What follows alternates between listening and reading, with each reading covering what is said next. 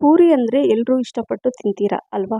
ಎಲ್ಲರೂ ತಿಂತೀವಿ, ಚಿಕ್ಕವರಿಂದ ಹಿಡಿದು ದೊಡ್ಡವರೆಲ್ಲರೂ ಪೂರಿ ಅಂದ ತಕ್ಷಣ ಏನೋ ಹಾಗೆ ಕೂಡ ತಿಂತೀವಿ. ಅದ್ರ ಜೊತೆ ಪಲ್ಯ ಚಟ್ನಿ ಏನೇ ಇರಲಿ, ಬಟ್ ಎಲ್ಲರೂ ಇಷ್ಟಪಟ್ಟು ತಿಂತೀವಿ. ನೋಡಿ, ಇದು ಆರೋಗ್ಯಕರವಾದ ಪೂರಿ, ಮಲ್ಟಿಗ್ರೇನ್ ಪೂರಿ, ರಿಚ್ ಪ್ರೋಟೀನನ್ನು ಹೊಂದಿರುವಂಥ ಪೂರಿ. ಹೌದು ಫ್ರೆಂಡ್ಸ್, ನಾನು ಮಾಡಿದ ಹಿಟ್ಟಿನಿಂದ ಪೂರಿ, ಚಪಾತಿ, ದೋಸೆ ಎಲ್ಲ ಮಾಡ್ಬೋದು. ತುಂಬ ಸರಳವಾಗಿ ಮಲ್ಟಿಗ್ರೇನ್ ಹಿಟ್ಟನ್ನು ಮನೆಯಲ್ಲೇ ಮಾಡ್ಬೋದು. Hi friends, welcome back to my channel. ಇಲ್ಲಿ 5 kg ಗೋಧಿನ ತಗೊಂಡಿದ್ದೀನಿ. ಲಾಸ್ಟ್ ವಿಡಿಯೋದಲ್ಲಿ ನನಗೆ ಶೇರ್ ಮಾಡಿದ್ದೆ ಮಲ್ಟಿಗ್ರೇನ್ ಹಿಟ್ಟನ್ನು. ಇವತ್ತು ಸ್ವಲ್ಪ ಡಿಫ್ರೆಂಟಾಗಿ ಮಲ್ಟಿಗ್ರೇನ್ ಹಿಟ್ಟನ್ನು ನಾನು ಮನೆಯಲ್ಲೇ ಮಾಡ್ತಾಯಿದ್ದೆ. ಸೊ ಇದು 5 kg ಗೋಧಿ ಇದೆ. 5 kg ಗೋಧಿಗೆ 1 ಕಪ್ಪಷ್ಟು ಕಡಲೆಕಾಳನ್ನು ಹಾಕ್ತಾ ಇದ್ದೀನಿ. ಹಾಗೆ 1 ಕಪ್ಪಷ್ಟು ಜೋಳ, ಅದು ಕೂಡ ಎಲ್ಲವೂ ನೀಟಾಗಿ ಕ್ಲೀನಾಗಿ ಡಸ್ಟ್ ಇದ್ದರೆ ಒರೆಸ್ಕೊಂಡು ಯೂಸ್ ಮಾಡಿ. ಹಾಗೆ 1 ಕಪ್ಪಷ್ಟು ಅಗಸೆ, ಫ್ಲ್ಯಾಕ್ಸ್ ಸೀಡ್ಸ್, ಇದು ಕೂಡ ತುಂಬಾ ಒಳ್ಳೆಯದು ಆರೋಗ್ಯಕ್ಕೆ. ಹಾಗೆ 1 ಕಪ್ಪಷ್ಟು ಸೋಯಾಬೀನ್, ಅದನ್ನು ಕೂಡ ಹಾಕೊಳ್ತಾ ಇದ್ದೀನಿ.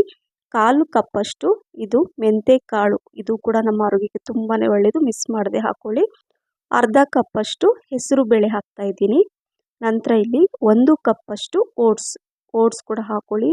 ಮತ್ತೇನೆಂದರೆ ಇದು ಚಪಾತಿ, ದೋಸೆ, ಪೂರಿ ಎಲ್ಲ ಮಾಡ್ಬೋದು. 10ರಿಂದ 12 ಏಲಕ್ಕಿ, ಫ್ಲೇವರ್ ತುಂಬ ಚೆನ್ನಾಗಿ ಬರುತ್ತೆ. 1 ಕಪ್ಪಷ್ಟು ಮೆಕ್ಕೆಜೋಳ. ಸೊ ಇದನ್ನೆಲ್ಲ ಹಾಕ್ಕೊಂಡು ಈಗ ನೀಟಾಗಿ ಮೊದಲು ನಾನು ಮಿಕ್ಸ್ ಮಾಡ್ಕೊಳ್ತೀನಿ. ಎಲ್ಲ ಗೋಧಿ ಜೊತೆ ಅವೆಲ್ಲ ಕಾಳುಗಳನ್ನ ಹಾಕಿದ್ದೀವಲ್ವ, ಅದೆಲ್ಲ ಮಿಕ್ಸ್ ಆಗಬೇಕು.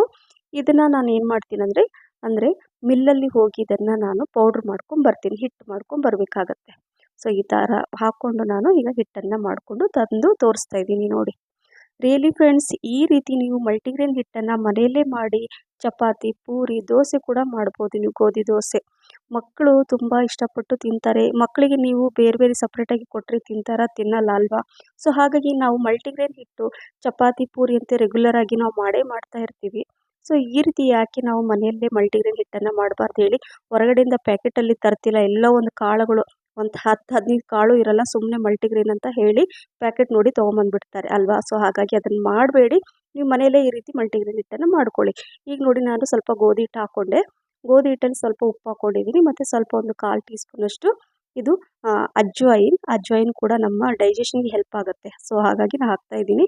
2 ಟೀ ಸ್ಪೂನಷ್ಟು ಎಣ್ಣೆ ಹಾಕ್ಕೊಂಡು ಸ್ವಲ್ಪ ನೀರು ಹಾಕ್ಕೊಂಡು ಇದನ್ನು ನಾನು ಚಪಾತಿ ಹಿಟ್ಟಕ್ಕೆ ಚಪಾತಿ ಹಿಟ್ಟಿನ ಹದಕ್ಕೆ ನಾನು ಕಲಿಸ್ಕೊಳ್ತೀನಿ. ಆದರೆ ನಾನು ಚಪಾತಿ ಮಾಡ್ತಾ ಇಲ್ಲ, ಇದರಲ್ಲಿ ನಾನು ಚಪಾತಿನೂ ಮಾಡ್ಬೋದು, ಬಟ್ ಇದನ್ನು ನಾನು ಪೂರಿ ಮಾಡ್ತಾ ಇದ್ದೀನಿ. ಮಕ್ಕಳಿಗೆ ತುಂಬ ಇಷ್ಟಪಟ್ಟು ತಿಂತಾರೆ. ಹಾಗಾಗಿ ಕೆಲವೊಂದು ಸಲ ಪೂರಿ, ಚಪಾತಿ, ದೋಸೆ ಎಲ್ಲ ಈ ರೀತಿಯಾಗಿ ಮಾಡ್ಕೋಬೋದು.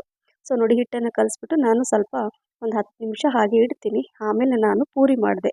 ನೋಡ್ತಾ ಇದ್ದೀರಲ್ಲ, ಈ ಮಲ್ಟಿಗ್ರೇನ್ ಪೂರಿ ಎಷ್ಟು ಚೆನ್ನಾಗಿ ಬಂದಿದೆ.